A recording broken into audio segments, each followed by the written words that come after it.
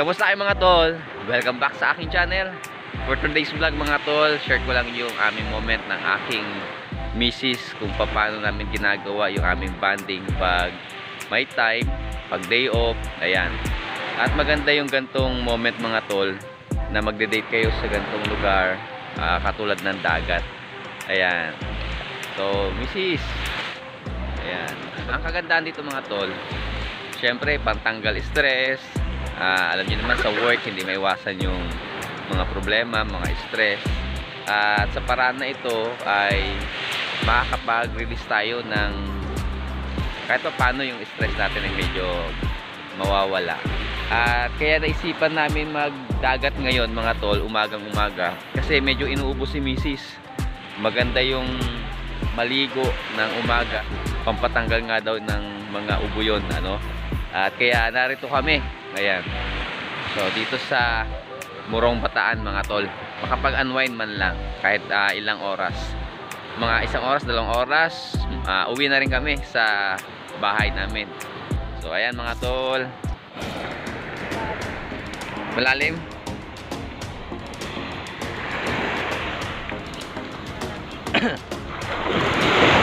Woo!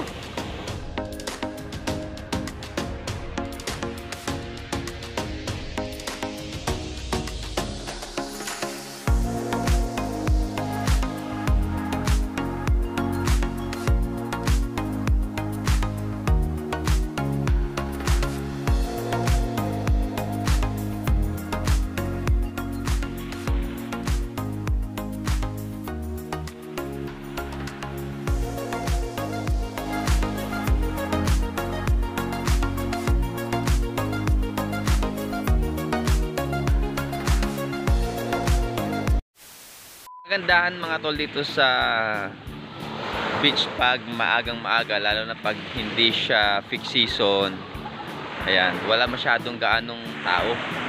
Halos kami lang din narito sa isang resort. Ayan, ayan. May mga ilan-ilan lang mga tol, pero hindi ganun ka dami. So ayan, kagandahan dito mga tol sa malapit sa dagat, yung mga nakatira dito, swerte nila, no? Dahil anytime ay kung gusto nilang maligo kaagad, makakapaligo sila. Unlike na yung mga taga Manila na malalayo sa dagat, talagang magta-travel pa sila ng ilang oras, magre-rent sila ng mga hotel, mga resort para lang makapaligo sa dagat. Kanina marami ako nakikita dito. Ayan, katulad ng mga ayan o, mga nakatira dito, mga mangingisda, ay sawang-sawa na daw dito sa dagat. Dito yung may-ari ng resort na tinutuluyan namin ngayon. Imagine, narito na siya malapit sa dagat, pero sabi niya ay hindi daw siya naliligo dahil sawa na, no? Tayo mga malalayo sa dagat, talagang gustong-gusto natin, no? Pag nakakita talaga tayo ng dagat, eh nakakasabik na maligo. So ayan. So mga tol, i-enjoy nyo lang yung pagkakataon, pag lalo na hanggang bata pa tayo, no? Kasi karamihan ngayon nakakapag-enjoy pag nag-retire na sila, ano?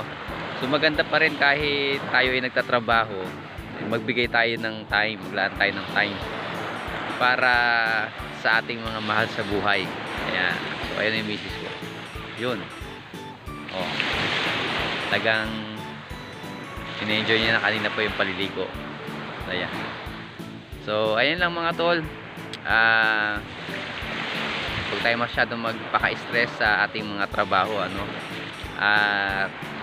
Bigyan rin natin ng time yung ating family, asawa, mga anak, para sa ganon habang tayo ay nabubuhay, ano,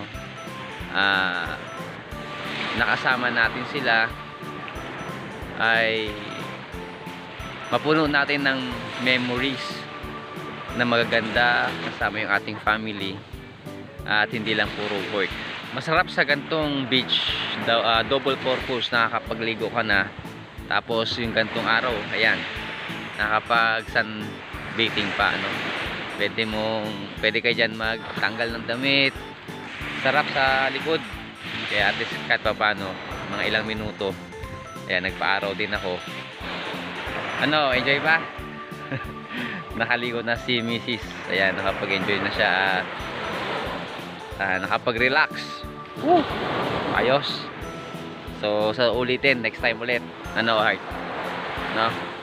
Yes. Okay, so medyo natanggal na yung sipon mo. Meron pa rin. Meron pa rin.